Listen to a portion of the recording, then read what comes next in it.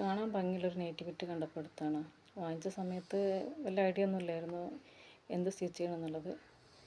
പിന്നെ ഒരു ചുരിദാറിനുള്ള ക്ലോത്ത് മാറ്റി വെച്ചിട്ട് ബാക്കിയുള്ള ചെറിയ പീസുകൾ ഒരു ആൾട്ടർനെക്ക് ക്രോപ്പ് ടോപ്പ് ചെയ്യാമെന്ന് കരുതി. അപ്പോൾ എൻ്റെ സ്റ്റിച്ചിങ്ങും കട്ടിങ്ങുമാണ്. അപ്പോൾ നമ്മളിപ്പം നൈറ്റി മെറ്റീരിയൽ അല്ലെങ്കിൽ ചുരിദാർ ബിറ്റൊക്കെ വാങ്ങിക്കുമ്പോൾ വേസ്റ്റായി പോകുന്ന ക്ലോത്ത് വെച്ചിട്ട് നമുക്ക് കുഞ്ഞുങ്ങൾക്കൊക്കെ നല്ല ഭംഗിയുള്ള ഫ്രോക്കോ അല്ലെങ്കിൽ ഇതുപോലെ ക്രോപ്പ് ടോപ്പിലൊക്കെ ചെയ്യാം. അപ്പോൾ കുട്ടികൾക്കും ഭയങ്കര താല്പര്യമായിരിക്കും. ഇട്ട് കാണുമ്പോൾ നമുക്കൊരു സന്തോഷമാണ്. കാരണം വേസ്റ്റായി പോകുന്ന തുണികളാണല്ലോ ഇതെല്ലാം. അപ്പം നിങ്ങളും ഇതുപോലെയൊക്കെ ചെയ്തെടുക്കാറുണ്ടോ? സ്റ്റിച്ചിങ് അറിയാവുന്നവർക്കാണെങ്കിൽ ഇങ്ങനെയൊക്കെ സ്റ്റിച്ച് ചെയ്ത് കഴിയുമ്പോൾ നല്ലൊരു ഉപകാരമാണ്.